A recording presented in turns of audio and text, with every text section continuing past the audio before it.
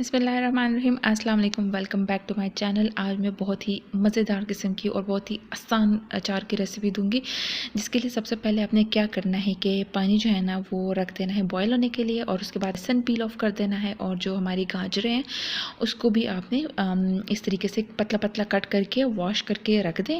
और पानी को उबाल आ गया है, जब पानी जो है ना बॉयल होने लग जाए देन आपने क्या करना है कि जो गाजर और लहसुन पील ऑफ था ना वो पानी में डाल देना है और चूल्हा बंद कर देना है। इसको मिक्स करें और इसको 1 मिनट तक इसी में रखें। फ़ायदा क्या होगा इससे कि जो रॉ फ्लेवर होता है ना वो ख़त्म हो जाएगा। और बॉयल हमने इसलिए नहीं करना क्योंकि हमने इसको क्रंची ही रहने देना है। तो अब आपने इसको छान लेना है और अब जो है ना इसका रॉ फ्लेवर बिल्कुल ख़त्म हो चुका होता है।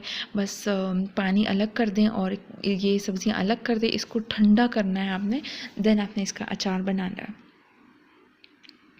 अभी इसको जब ठंडा हो जाएगा और साथ में जो पानी है वो भी ठंडा हो जाएगा, देन आपने क्या करना है कि एक बॉटल लेनी है। बॉटल में आपने गाजर और लहसुन को डाल देना है। उसके ऊपर आपने सॉल्ट टू टेस्ट डाल देना है। सॉल्ट जो है ना एज अ प्रिजर्वेटिव काम करेगा, ख़राब नहीं होता फिर आपका अचार।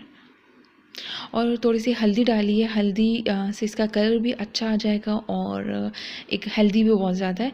और उसके ऊपर आपने सिरका डालना है इतना कि ये डिप हो जाए।